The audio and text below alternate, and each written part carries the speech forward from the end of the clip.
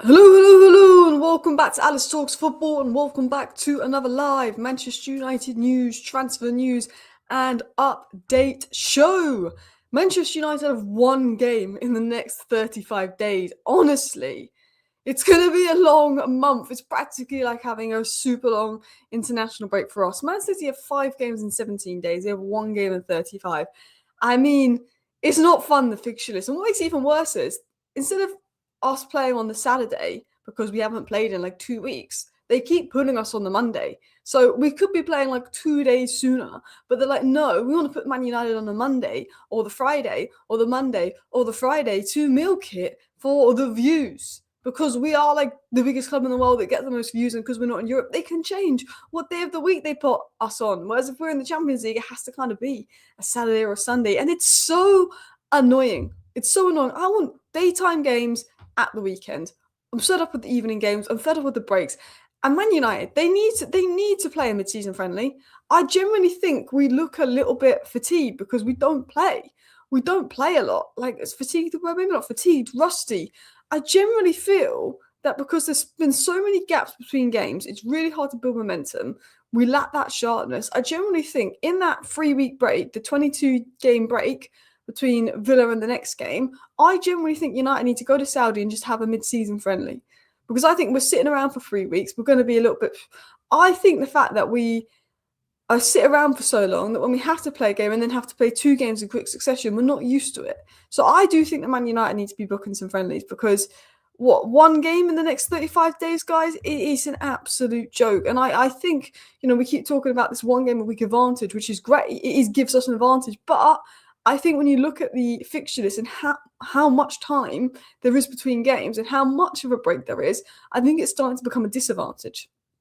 We know that teams sometimes when they go on the international break for 2 weeks, they take a little bit of time to get back. We know that. We've got that extra week. I honestly think that we're now at a slight disadvantage because of the big gaps between games, that actually we're not maybe building up that match sharpness. I felt that the tempo and intensity was so slow versus Newcastle. I honestly thought it was so slow versus Newcastle. I thought it was slow versus West Ham. I thought it was slow versus Everton. I think that we need more minutes in the legs to get up this intensity and stuff. To be honest, I really do. Now, I'm going to talk about a few things. Patrice Evra has come out and he said some interesting things about Man United. I think he's one of the best club legends that we have. He's called out Paul Scholes for his comments on Carrick and all of that. And Paul Scholes' comments on Carrick are ridiculous. Like, I don't get this attack of Carrick from Paul Scholes. It was absolutely ridiculous. He's lost one game. Patrice Evra, I think, is probably one of the most likeable ex-United players, because he's one of the only ex-United players that doesn't seem to hate on us all the time. So we'll talk about his comments. But obviously there is some news that is looking like good news that could make Man United fans very happy, and that is on Bruno Fernandes. Bruno Fernandes looks set to stay at Manchester United. Manchester United are also looking to make some big midfield moves, and Casemiro has recommended Bruno Guimaraes. Apparently United are looking and weighing up a move for Bruno Guimaraes. Look, I think our chances of getting Bruno Guimaraes are very slim, but if we have Bruno and Bruno in our midfield next year, wow. Imagine a Bruno midfield with like a top DM. A Bruno midfield. Bruno Guimaraes is the 8, Bruno Fernandes is the 10 with a top DM. I mean, that is one of the best midfields in the league. But yeah, going back to this, I feel like our players have practically been walking around the pitch lately. I'm kind of fed up. It's because the coaching staff reduced training ever since Spurs or intensity got worse. Maybe we need more training then. Maybe we need more training. But yes, let's get into the news. Let's get into the stories. There's lots to talk about. We're going to talk about Nagelsmann. We're going to talk about transfers. But first of all, we're going to talk about Bruno Fernandes. The best thing Man United can do this summer is not sign Elliot Anderson. It's keep Bruno Fernandes. And everyone's like, oh, Elliot Anderson's the dream signing. He is. Elliot Anderson's my number 1 pick. The best thing Man United can do is keep Bruno. Keeping Bruno is more important than getting Elliot Anderson or getting a Tonali. I honestly think keeping Bruno Fernandes is the best, and it is the most important thing we can do. Now, this is looking good. Bruno Fernandes is planning to sit down with Manchester United this summer to discuss his future, but sources close to the club suggest the Portuguese star is showing few signs of wanting to depart. Obviously, Bruno has a 52 million release clause. £52 million you can get Bruno for. If you're Bayern Munich, if you're Real Madrid, if you're Barcelona, you can go and sign Bruno Fernandes for £52 million. A joke. So, of course, someone's going to want Bruno Fernandes this summer. If Real Madrid come in and say, look, we want Bruno for 52 million, Bruno could go to Real Madrid. Bruno deserves to be playing for a team that's going to win big trophies. I don't know when we're going to win a big trophy again. I don't. But Bruno deserves better. Bruno is the best player in the Premier League. So there's this fear that Bruno could go. What makes Bruno even worse is that Casemiro's gone. Casemiro's gone, Bruno's gone. They are two most important players this season. The two most clutch players when it comes to goals, making things happen. Like, the new manager would be absolutely thrown under the bus, losing the two most influential figures on the team in one window. Losing Bruno Casemiro would be catastrophic. So not only is losing Bruno catastrophic because he's Bruno Fernandes, but we're also losing Casemiro and we're losing that leadership. We cannot lose Bruno. That is the worst thing that can happen this summer. Worst thing. Yeah? So now we're hearing reports that Bruno Fernandes is happy. Bruno Fernandes is happy with the way we're playing under Carrick and things are looking up. There's more reports suggesting that Bruno isn't planning on leaving. Now, we don't know that for sure. He may get a good offer. But there was a feeling about 2 months ago when Amorim was here and things just kept going wrong and wrong that Bruno was going to go.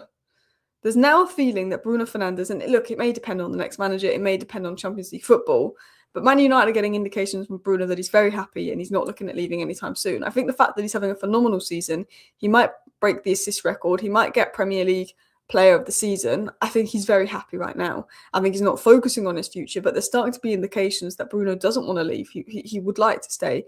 There's talk of Ineos giving him a new contract. And I think news coming out that Bruno's looking more like staying is probably the best news that we can hear. I mean, the second best news we could hear, the best news we could hear is that the Glazers are gone. The Glazers are gone would be the best news we can hear. But the second best news we can hear is Bruno staying. So if they want Bruno to, you know what, Man United, if the Glazers can leave and Bruno can stay, and that can happen this summer, I'll be very happy. That's all I want to know, that the Glazers are going and Bruno is staying. That's all I want to know. But the Glazers, unfortunately, not going anywhere for a while, the twats. I have a sneaky feeling Bruno will stay. Well, that's looking like it could be happening. I think if we don't get Champions League football, he may go. If we don't get Champions League football, I think he may go. If United lose Bruno, it would be hard, but he seems he wants to stay. Exactly. I mean, I would say the Bruno Fernandes replacement. A lot of people say Morgan Rogers, Morgan Gibbs White. I would have just said Bruno Guimaraes, even though Bruno Fernandes is a 10 and Bruno Guimaraes is an 8, just because Bruno Guimaraes has that ability at Newcastle to kind of be the best guy in an underperforming team, to have the mentality to create, to score clutch goals. I think Bruno Guimaraes is the closest to Bruno Fernandes, but Bruno Guimaraes is a more defensive, well-rounded version of Bruno, whereas Bruno Fernandes is more of an attacking version of Bruno Guimaraes. I think Bruno Guimaraes is the 8 version of Bruno Fernandes, who is a 10.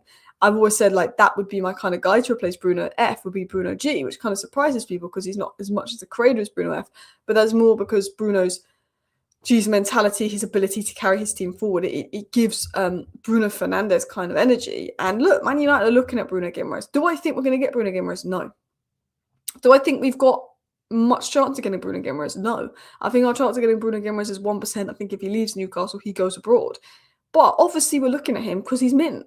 He's mint. Apparently he has an 80 million release clause active this summer. I don't know if that's true. Again, that was a rumour. It's not been confirmed. But Casemiro wants him. Casemiro's been telling United to get him. Ben Jacobs confirmed that. It's true that Casemiro recommended Bruno Guimaraes to Man United. There's more substance in the Tonali and Elliot Anderson and Tonali links, and Elliot Anderson is still the top target if Man United can get him. Elliot Anderson's set to go to City. We've got more chance of getting Tonali than Bruno Guimaraes. Realistically, Newcastle, if they sell Tonali, Bruno Guimaraes is going nowhere. If they sell Bruno Guimaraes, Tonali's going nowhere. Bruno Guimaraes, I think, is more likely to stay at Newcastle than Tonali. Tonali's agent's been looking around. Bruno Guimaraes seems to love Newcastle. He seems to be very happy at Newcastle. He shows no signs of wanting to leave. So realistically, we've got more chance of getting Tonali than Bruno Guimaraes. I don't think we've got much chance of getting either, but I think Tonali is more likely to leave. Something tells me he's going to go to Italy or Arsenal. I think we've probably got more chance of getting Tonali. But United do like Bruno Guimaraes. They are looking at Bruno Guimaraes. If Bruno Guimaraes is available and wants to come, of course, Manchester United are going to be all over that. Of course, Casemiro's recommended him. Imagine Bruno and Bruno midfield. Bruno Fernandes is the 10. Bruno Guimaraes is the 8. I mean, who would be the perfect 6? Elliot Anderson? Imagine that. If Man United need to sign 3 midfielders, by the way. But if we sign 2 midfielders, and those 2 midfielders were Bruno Guimaraes and Elliot Anderson, we can get away with signing 2 midfielders. But for me, a Bruno midfield would be the dream.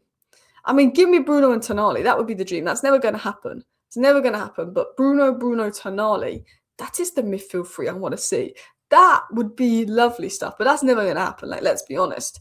But we do like Tonali. There is updates on United making moves for Tonali and that. United like Sandro Tonali, but his dream is to return to Italy. The question is, can any Italian clubs afford him, which could lead to United to join the race? Interest in Santos remains. Santos is playing here and there for Chelsea, but he still doesn't play loads. But he's a good player, he's an important player for Chelsea. I think Santos is a good player, but again, the problem with Chelsea is if you do business with Chelsea, they're going to take the mick.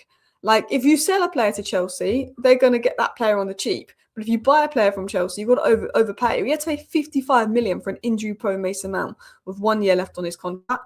Like, I hate doing business with Chelsea, but I like Santos as well. I think Santos is a good name. A lot of people asking about Yan Diamonde news. There really isn't a lot coming out in regards to Yan Diamonde other than the fact that Man United like him and Man United is scouting him. There's really nothing super concrete. Ben Jacobs did say, I'm fairly confident there will be a left wing signing at Man United in the summer. And Ben Jacobs did say that Yan Diamonde is one of the leading targets put forward by Vivo, and there's a realistic expectation that United will go big for their left wing signing. But we also know that Liverpool want Yan Diamonde, and apparently, that might be his preferred destination. But United are looking at Yan Diamonde, but Liverpool are looking at him. A lot of clubs are looking at him. I don't think we'll get Yan Diamonde. If I'm going to be honest, I don't think we get Yan Diamonde. I think we go in for him. I think we want him. I think we go big on left wing. But I don't know. There's so many clubs that are in for him. So many big clubs that are in for him. There's such a big price tag. With midfield being the priority, I think that Yan Diamonde could be one we miss out on while we try and sort out the midfield. But don't get me wrong. Like, for me, my dream window that's somewhat realistic would be Tonali, João Gomez, Patrice Fernandes as the midfield three, and Jai on the left and Nathaniel Brown as the left back. That would be my dream window. Like, I like Yan Diamonde, but the idea of spending 80 million on a Bundesliga winger kind of gives me the ick. It's giving Anthony Sancho vibes. And look, every time I've watched Yan Diamonde, he's a baller. He looks better than Anthony. He looks better than Sancho. He looks like a baller. But I just look, and he's exciting, and there's a lack of exciting wingers in football. But the idea of spending 80 million on a Bundesliga winger, it's just, I don't know, it's kind of icky. I don't trust what they're going to do in the Prem, if I'm going to be completely honest. Alice, what are your thoughts on Spurs? I feel sorry for them. I do. And people say, why as a Man United fan do you feel sorry for Spurs? Do you know why I feel sorry for Spurs fans as a Man United fan, yeah? Because they've got crap ownership like we do. They've got crap ownership like we do, and Spurs should not be where they are. But their ownership has let Spurs get to the point that they're at. And the reason I won't laugh at Spurs if they go down, I actually think it would be quite sad if Spurs go down, is because they are a humongous club that have been let down by their ownership. And that could be us one day. That could be us one day. It sounds mad. Of course, clubs like City, if they go down for their cheating, fair enough. But look, I hate Liverpool.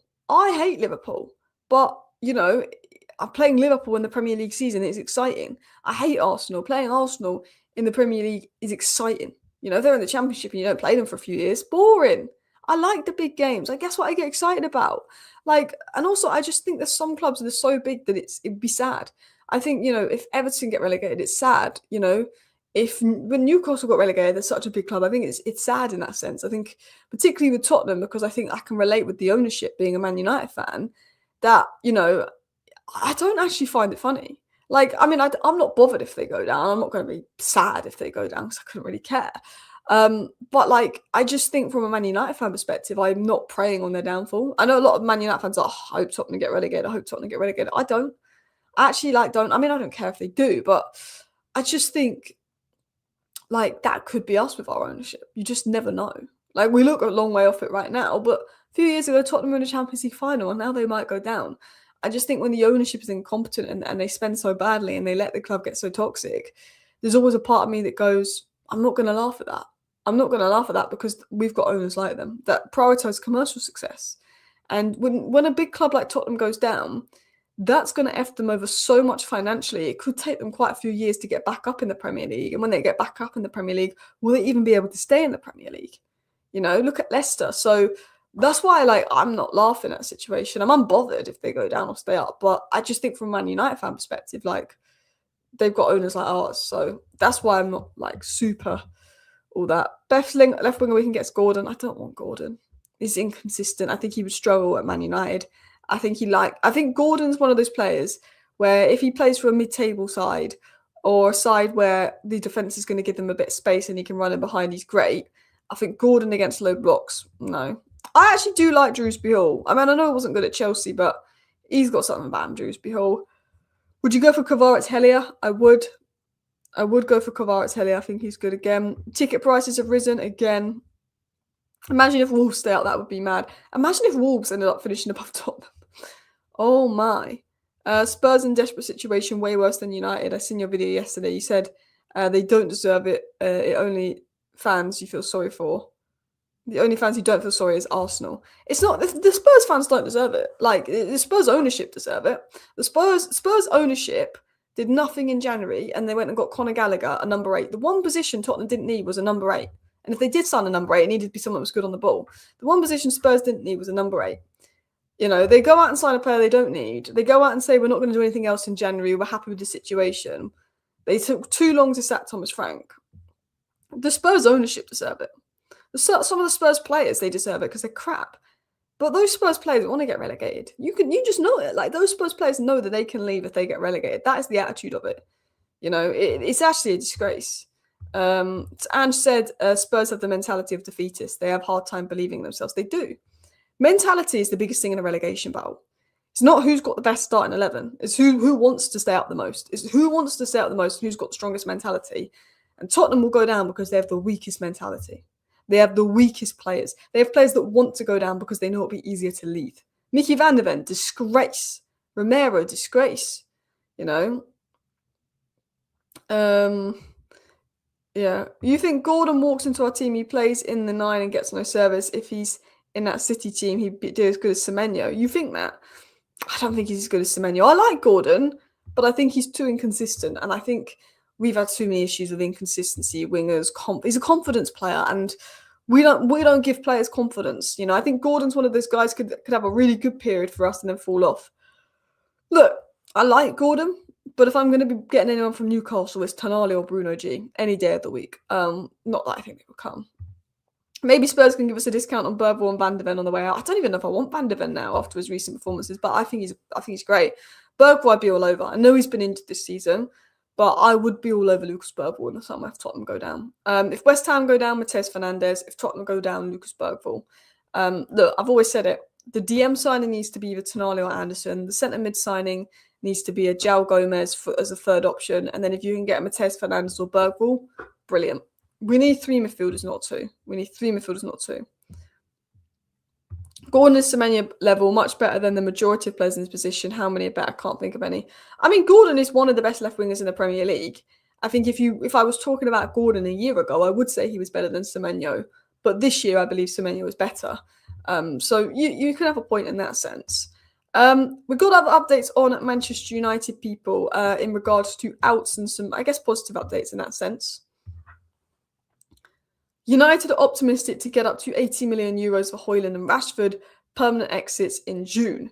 So that would be good. Obviously, with Højlund, we get a 44 million option to buy if Napoli get Champions League football. They've already paid 6 million. So 80 million for Højlund and Rashford is basically us getting around 70 million pounds. We should make 70 million pounds from Højlund and Rashford's departure. The Rashford deal is essentially done. It's essentially done. I think there's some verbal agreements there. It just needs to be officially done. Højlund will be done if Napoli get Champions League football. So that's 70 million in the bank for Højlund and Rashford. Should get an extra 100 million if we get Champions League football, which puts 170 million in the bank. I look at it. Tonali is going to be 80 million. Boom. Matheus Fernandes is going to be 50 million. Boom. João Gomez is going to be about 35, 40 million. Boom. Those 3 players, 180 million. Midfield rebuild. Boom. Then all the money we have left over goes on left wing and left back. Hope Bruno stays, pray Bruno stays. That's sort of my mindset on it. But we should be making a little bit of money there, which is nice. If I had to choose who went down between Forest, West Ham and Spurs, I would want Forest to go down because I think Mr. Marinakis is a twat. Yeah. Wolves won't finish ahead of anything. Spurs going out of UCL would be a blessing. They need to focus on the league. Imagine if Tottenham win the UCL. Imagine if Tottenham won the Champions League this season and got relegated. Do you think Tottenham fans would take a UCL trophy? Like, I wonder what Tottenham fans would rather: win the UCL and get relegated, or stay up and go out the UCL in the next round. I actually wonder what Tottenham fans would take, because if they win the UCL, like, but then they would be in the Championship and the Champions League next season, which would be nuts. Arsenal City again in Champions League, race between Villa, United, Liverpool, and Chelsea. And I think fifth should get Champions League football, so only one of these teams is going to drop out the race. Højlund value higher than Rashford is crazy. It's because Højlund's wages are like 4 times less than Rashford's, and Højlund is like 5 years younger. But look, we know Rashford is so much better of a player. We are lucky it's 1 game a week. If we don't make more than 7 signings, then we'll definitely get mid-table. The squad is injury prone. I agree. Like, I think 5 is the minimum, which is 3 midfielders, as I said: Tonali, João Gomez, Patrice Fernandes, left wing, left back. I think 5 is the minimum. But to be honest, I do think of adding a centre-back, 6 to that, and another maybe attacker, 7 to that. You know, maybe even another midfielder, to be honest. But I agree. I think realistically, we probably need 7. I don't think we'll get 7. I think 5 is the minimum. We have been linked to Juventus's Ketran Turam, but again, no real reliable links linking us to him. But he obviously was at Nice, so maybe there's that connection there. Mason Mount has no intention of leaving Man United despite reports, and wants to stay fit and make his Man United career work.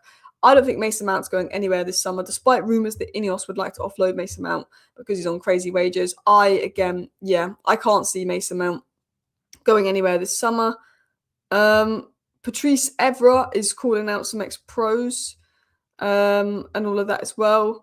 Just saying, telling off, I think, Scholes for just disrespecting Carrick and that. I think Patrice Evra is probably one of the nicest Man United club legends. I think he said that none of his ex-teammates have a leg to stand on after their own failures of a manager. He said, "I hope the Paul Scholes Instagram story is fake. I hope he was hacked." To be honest, I'm not surprised at that from Scholesy. He was the quietest player I've ever played with my entire career. Now in the media, he drops bombshells. He said, "There's been negative analysis from Scholesy, but also Keane and Neville. It annoys me because we want to be in top 4, and those comments are unnecessary. But this is what you do when you work in TV. You can't be positive. You have to be negative. Most of these guys get managerial jobs and get fired straight away." I said to Neville, "It's easy to talk on TV. When you're at Valencia, they asked you for paella, and you gave them fish and chips." Evra absolutely just goes in on them. And I just think a lot of our pros are too negative. Like, obviously there's reasons to be negative, but I feel like the way that we act after like 1 loss is quite childish from our pros, if I was going to be completely honest. People, I need to keep this live stream short and sweet because I am out in a minute. But what I will say is I will be back tonight with a 10-minute roundup and all of that as well. I will bring you some news updates tonight. If anything breaks, of course, there'll be an update. I just can't imagine any kind of breaking news happening today. But yeah, thank you everyone for tuning in to today's live show. Please do hit the likes on the way out. Let's see if there's anyone to raid. Should we see if we can raid anyone? I don't know if anyone is live right now, but we will have a look. Oh, let's go raid Never a Foul. So Cass's channel is called Never a Foul, and he's got some Spurs fans on his channel. Probably absolutely melting down. So they'll be talking all things football, and they'll have some Spurs fans on the channel probably melting down. So what I'm gonna do is I'm gonna add a link to redirect you guys to Never a Foul. So go give them a raid, and yeah, big up to everybody that tuned into today's live show. See you next time. Bye.